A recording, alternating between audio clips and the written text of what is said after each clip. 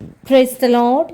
സംഖ്യാപുസ്തകം 36 അധ്യായം 1 മുതൽ 13 വരെയുള്ള തിരുവചനങ്ങൾ.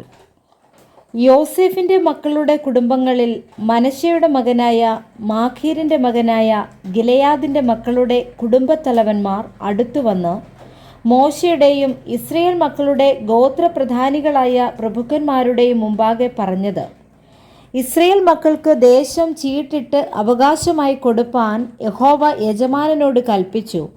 ഞങ്ങളുടെ സഹോദരനായ സെലോഫഹാദിൻ്റെ അവകാശം അവൻ്റെ പുത്രിമാർക്ക് കൊടുപ്പാൻ യജമാനന് യഹോവയുടെ കൽപ്പനയുണ്ടായി.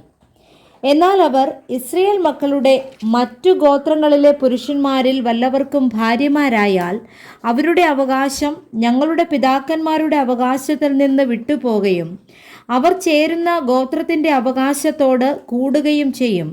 ഇങ്ങനെ അത് ഞങ്ങളുടെ അവകാശത്തിൻ്റെ ഓഹരിയിൽ നിന്ന് പോയിപ്പോകും. ഇസ്രയേൽ മക്കളുടെ യോബേൽ സംവത്സരം വരുമ്പോൾ അവരുടെ അവകാശം അവർ ചേരുന്ന ഗോത്രത്തിൻ്റെ അവകാശത്തോട് കൂടുകയും അങ്ങനെ അവരുടെ അവകാശം ഞങ്ങളുടെ പിതൃഗോത്രത്തിൻ്റെ അവകാശത്തിൽ നിന്ന് വിട്ടുപോകുകയും ചെയ്യും.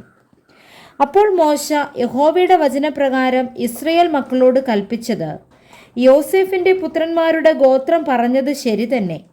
യഹോവ സെലോഫഹാദിൻ്റെ പുത്രിമാരെക്കുറിച്ച് കൽപ്പിക്കുന്ന കാര്യമെന്തെന്നാൽ, അവർ തങ്ങൾക്ക് ബോധിച്ചവർക്ക് ഭാര്യമാരായിരിക്കട്ടെ, എങ്കിലും തങ്ങളുടെ പിതൃഗോത്രത്തിലെ കുടുംബത്തിലുള്ളവർക്ക് മാത്രമേ ആകാവൂ.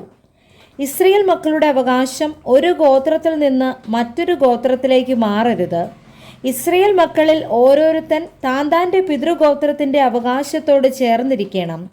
ഇസ്രയേൽ മക്കൾ ഓരോരുത്തൻ താൻ്റെ പിതാക്കന്മാരുടെ അവകാശം കൈവശമാക്കേണ്ടതിന് ഇസ്രയേൽ മക്കളുടെ യാതൊരു ഗോത്രത്തിലും അവകാശം ലഭിക്കുന്ന ഏതു കന്യകയും തൻ്റെ പിതൃഗോത്രത്തിലെ ഒരു കുടുംബത്തിൽ ഒരുത്തന് ഭാര്യയാകണം. അങ്ങനെ അവകാശം ഒരു ഗോത്രത്തിൽ നിന്ന് മറ്റൊരു ഗോത്രത്തിലേക്ക് മാറാതെ ഇസ്രയേൽ മക്കളുടെ ഗോത്രങ്ങളിൽ ഓരോരുത്തൻ താൻ്റെ അവകാശത്തോട് ചേർന്നിരിക്കണം. യഹോവ മോശയോട് കൽപ്പിച്ചതുപോലെ സെലോഫഹാദിൻ്റെ പുത്രിമാർ ചെയ്തു. സെലോഫഹാദിൻ്റെ പുത്രിമാരായ മഹ്ള, തിർസ, ഹൊഗ്ല, മിൽക്ക, നോവ എന്നിവർ തങ്ങളുടെ അപ്പൻ്റെ സഹോദരന്മാരുടെ പുത്രന്മാർക്ക് ഭാര്യമാരായി. യോസേഫിൻ്റെ മകനായ മനശ്ശെയുടെ പുത്രന്മാരുടെ കുടുംബങ്ങളിൽ അവർ ഭാര്യമാരാകുകയും അവരുടെ അവകാശം അവരുടെ പിതൃകുടുംബത്തിൻ്റെ ഗോത്രത്തിൽ തന്നെ ഇരിക്കുകയും ചെയ്തു. യെരിഹോവിനെതിരെ യോർദാൻ അരികെ മോവാബ് സമഭൂമിയിൽ വെച്ച് യഹോവ മോശ മുഖാന്തരം ഇസ്രയേൽ മക്കളോട് കൽപ്പിച്ച കൽപ്പനകളും വിധികളും ഇവ തന്നെ. Praise the Lord. വായിച്ച തിരുവചനങ്ങളാൽ കർത്താവ് നമ്മെ ഏവരെയും സമൃദ്ധിയായി അനുഗ്രഹിക്കുമാറാകട്ടെ. ആമേൻ.